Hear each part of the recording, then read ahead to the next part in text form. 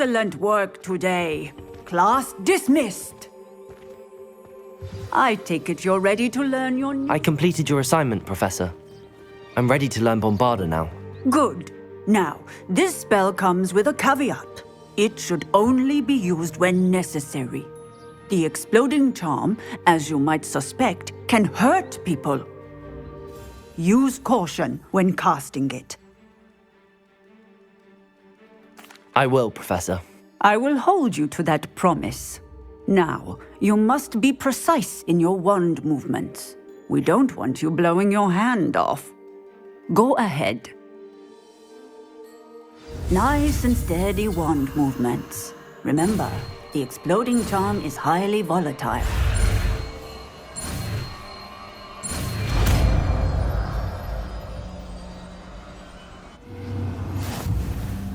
Well done. Now, let us put it into practice, shall we? Go ahead and try it on the pumpkins.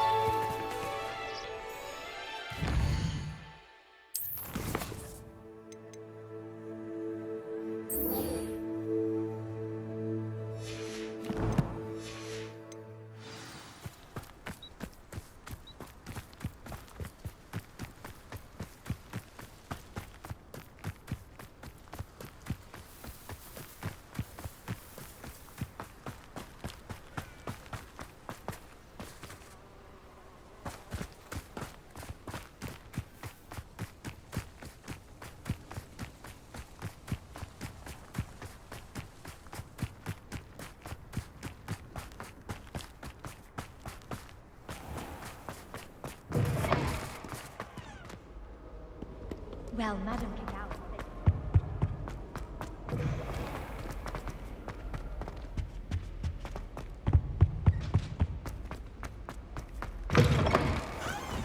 I heard Professor Weasley transfigured the book with all her test answers into an owl to stop students from cheating.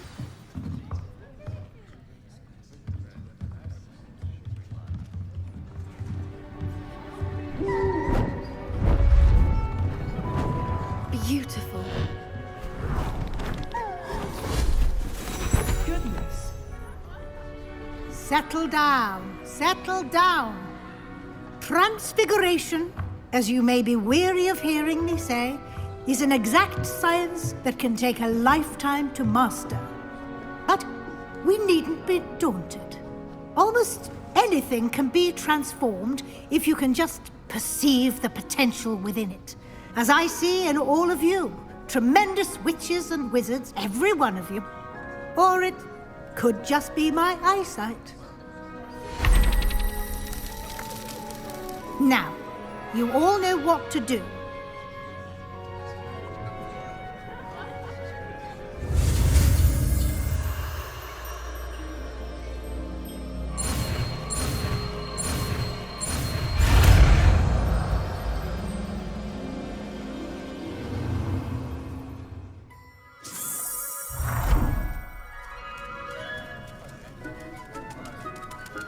I hate to... Beautifully done. Class is dismissed. And remember, now is not the time to ease off your studying. OWLs will be here before you know it. You wanted to discuss my progress so far this term, Professor.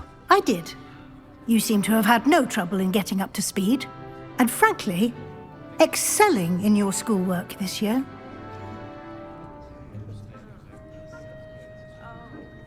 Thank you, Professor. The extra assignments have been helpful. As I suspected they would be. Now, it seems you've been making good use of the opportunities presented by your field guide. Of course, the guide isn't the only measure of success. I've heard that you can brew an impressive Edurus potion. Hopefully, you won't need it anytime soon, but it is a valuable potion to have when it is needed. Thank you, Professor. I will say I'm especially impressed with all you've accomplished in light of the rumors of your extracurricular activities.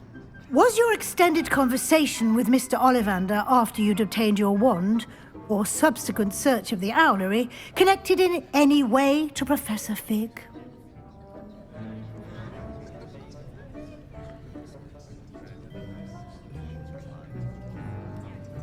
Professor Fig has encouraged me to explore when I can in an effort to complete my field guide. I see.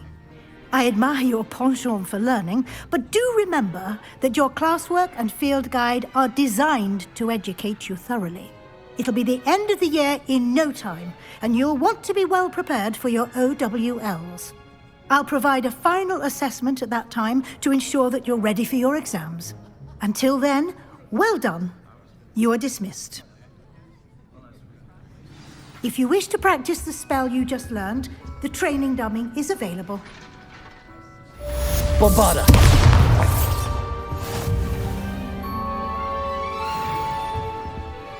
Confringo!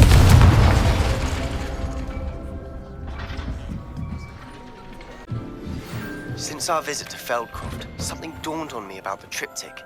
Meet me at the Overlook, just north of the Forbidden Forest, and I'll explain. My plan with the helmet failed, but I have another idea. I think we may be able to find what we need at a goblin mine south of Hogwarts. Meet me there, and bring someone who's...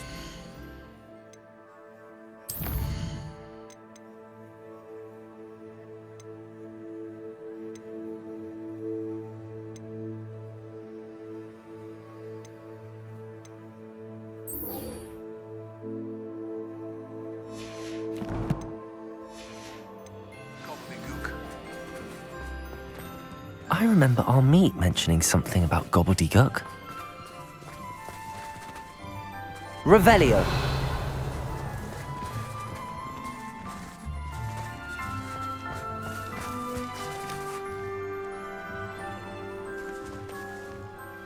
Could you remind me how the Daedalian keys work again? When you spot or hear a flying key, you're to follow it back to its cabinet. Inserting it in the lock is the tricky part. I hope you follow some. If you open a cabinet, I'd love to know what you find, if anything.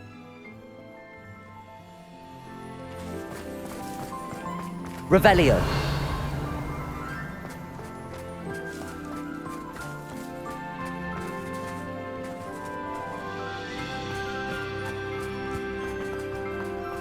I'd better keep an eye on high places around the school for Zenobia's gobstones.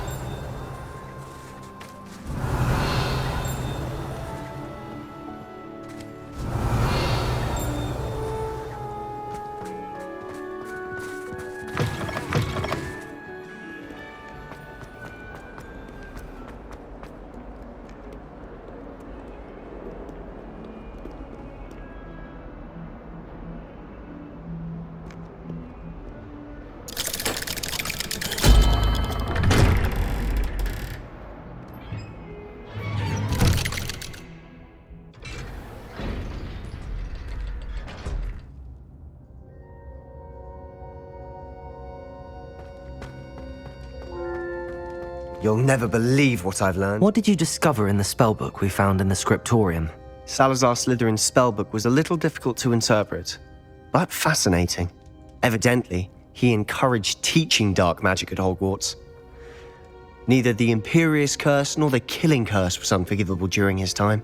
He believed students should be prepared to use dark magic when necessary, not to fear it.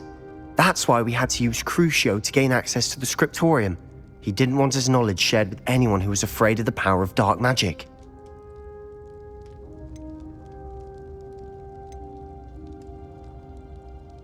I know we had to do it to open the scriptorium, but it's not something I'd want to repeat. And I'm glad we did it, because in the spellbook I also found something else. References to a lost relic, which, from what I can tell, grants the holder the power to reverse dark magic curses. And you think this relic might be able to save Anne? Precisely.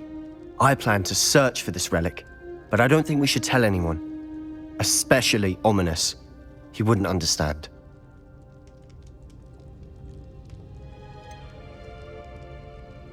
We need to tell him. He He's the reason we found the book, and he deserves to know what you've learned. You've seen how he frets about the dark arts. I promise I'll tell him when I found the relic. When I know more, I shall send an owl. And don't feel sorry for Ominous. Keeping this to ourselves for now is for his own good. I'll decide what's for my own good. Ominous, we were just about to get some air. Care to join? You're a liar, Sebastian. I heard everything. You swore you'd never engage in anything to do with dark magic again. No, I didn't. I said I understood you wanting that. I'd never swear to give up on finding a cure for Anne. You don't know when to stop, do you? I know when not to stop. Leave this alone, Ominous. I'll be on my way.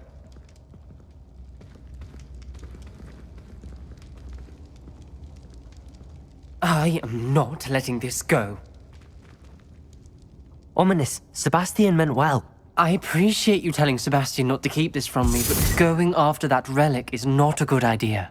Sebastian doesn't even realize it, but he's as irresponsible and reckless now as his parents were years ago. It's why they died.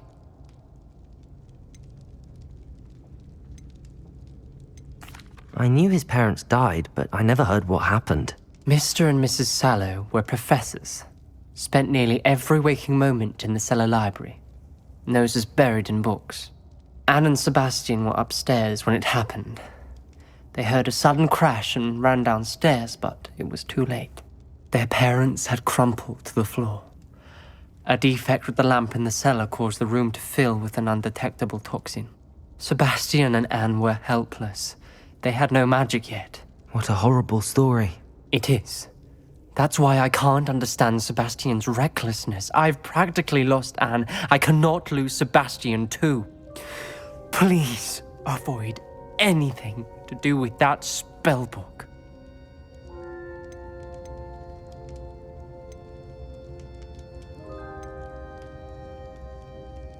Those references in the book seem promising. Everything to do with Salazar Slytherin seems promising until it's too late. I hope Sebastian pursues this no further, but if you think he might, please let me know.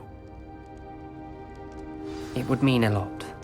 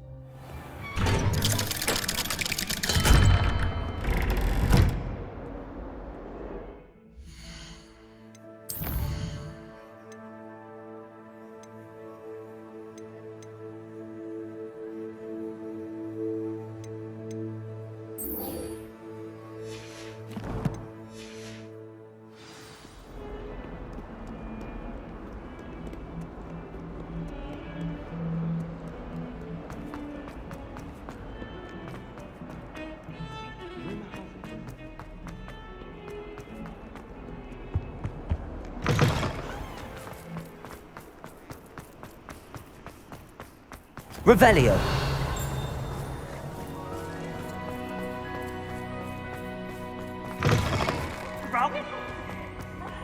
Staircase. Slow coach! Slow coach!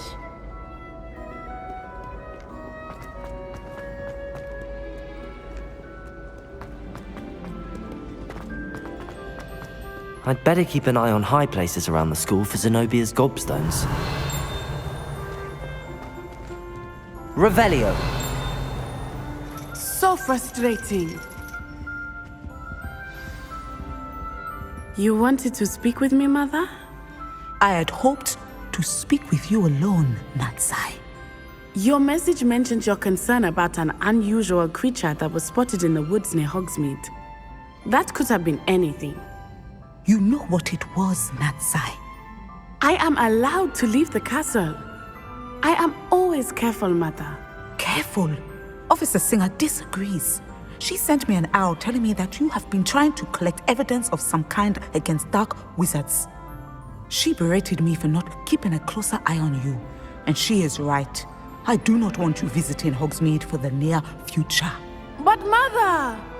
My little gazelle, you are well-intentioned, but you must not meddle in the affairs of dangerous people.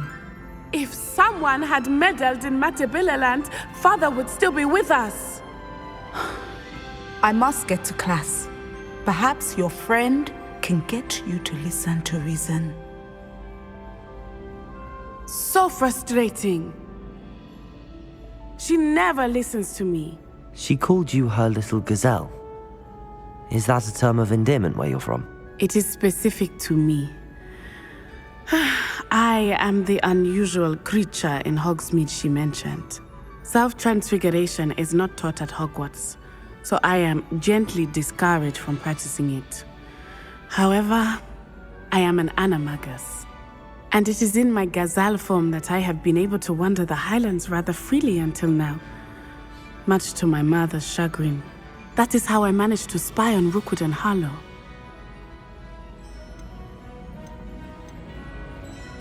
Were you born an animagus, or did you learn to become one?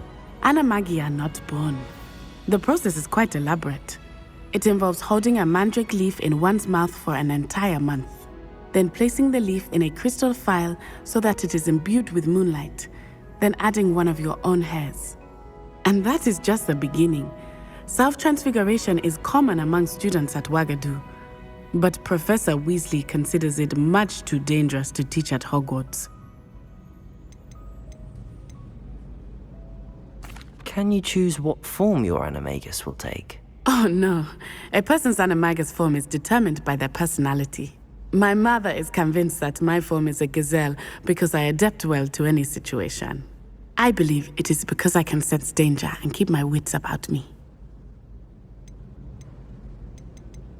How does it feel to transform into an animal? Well, the first time it can be a bit unnerving. I felt a kind of searing pain and a strong double heartbeat. But it gets easier the more you do it. I no longer feel any pain, and I must say, I find a sense of comfort in the double heartbeat. And I love being able to view the world from a different perspective. Now the nickname makes sense. What an extraordinary ability to have. It is. I love transforming, but Mother is less enthusiastic about it. She says that no creature, especially one as rare as a gazelle, should be bounding about where poaching has become so prevalent. She claims that she has foreseen tragedy befall me in my gazelle form. But she has used her sight to control me too many times. I no longer believe it.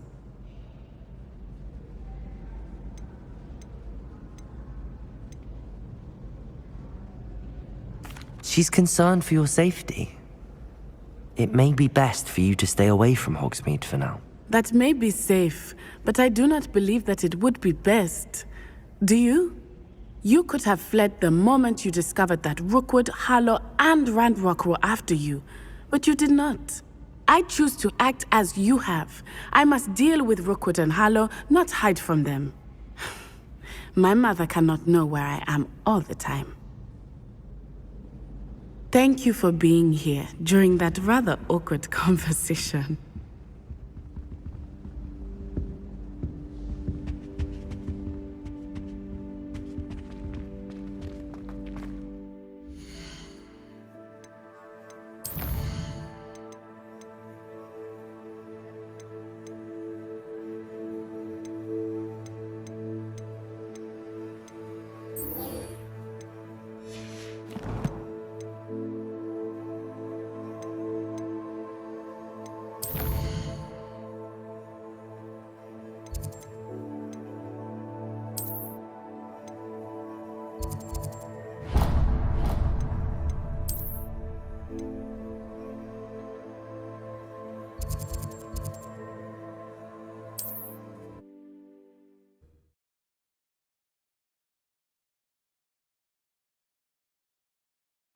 How nice to see you, my young friend.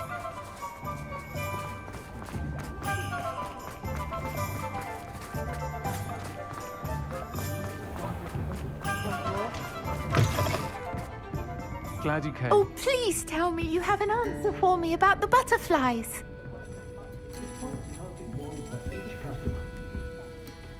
Hello, Serona. I received your owl. How are you? Hello, my friend. Did you ever find Lodgok? I did, thank you. We had a good conversation. He sends you his best. Glad to hear it. I shan't ask for details of your little chat, and I'll refrain from telling you to be careful yet again. But I hope you will be, whatever your plans. Of course. Your owl mentioned you're needing my help with something? I do. I thought you might be just the person to do a favour for my friend Dorothy Sprottle in Upper Hogsfield. I don't believe I've met Mrs. Sprottle. She's lovely. Her late husband Aidan was a friend of my father's. In fact, I'd stay with Dot and Aidan the summers I waited tables here as a student. I've seen her a few times since Aidan passed, but the pub's been so busy lately, I've not been as attentive as I'd have liked. I wonder if you might pop in and see her. She may need some help collecting ingredients for her supply of Wiggenweld potion. And you could retrieve something of mine in the process. A box, full of old letters and such.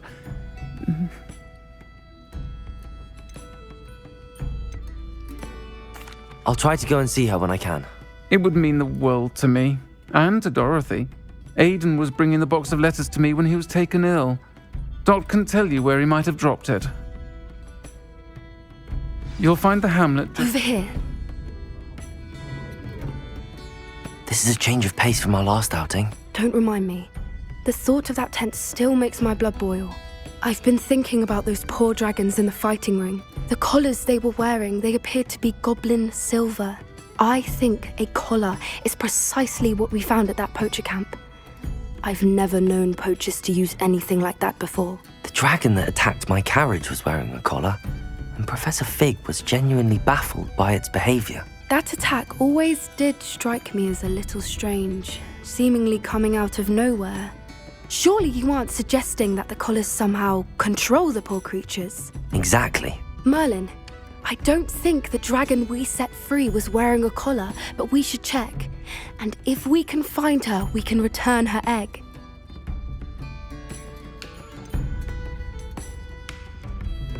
That's a good idea. We need to see this through. I'll start looking into it right away. There was something else that I wanted to discuss with you. I didn't want to press it before. It seems I may have caused you more trouble with Victor Rookwood. Why is he after you?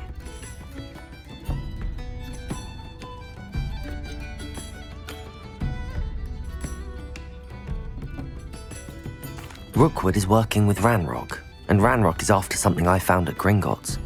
Fig had a portkey that led us there after the dragon attack. It's a bit of a long story, and Fig had asked that I not speak of it yet. Goodness. Well, that certainly helps to shed light on what we saw at the tent. Don't worry, I'll guard your secret as if it were my own. I shan't press for more details. In fact, I should probably be going. I'd like to track that dragon down as soon as I can. I'll let you know when I have news of her location.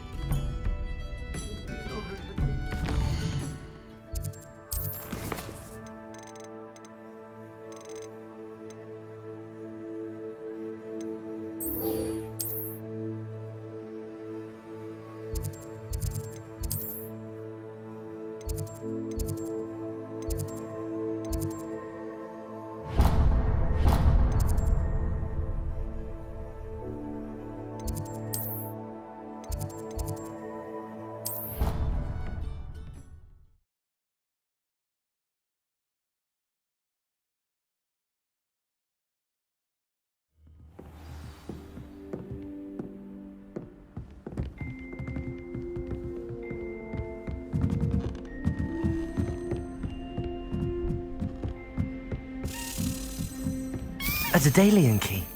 I wonder where it might lead me. Obviously the best greenhouse.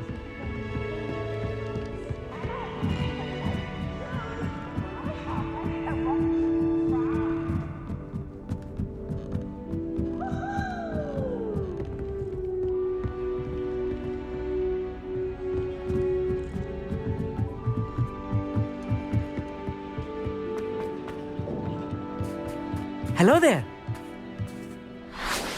Hello, Amit. Do I recall you saying that you speak gobbledygook? I did. I mean, I do. Speak it. Is this to do with the goblin I saw you with in Hogsmeade? It is. His name is Lodgok. We could use your help with something. He's waiting for me near a goblin mine. Would you be willing to help? Of course. How exciting. I mean, well, might this be dangerous? I think he simply wants to show me something that involves gobbledygook. If it helps, he's a friend of Sirona's. Good to hear. Good to hear. If Sirona trusts him, then I feel much better. Lodgok is waiting. Shall we go? Of course. I just want to check the pronunciation of a couple of key terms first. So I will meet you there. Revelio.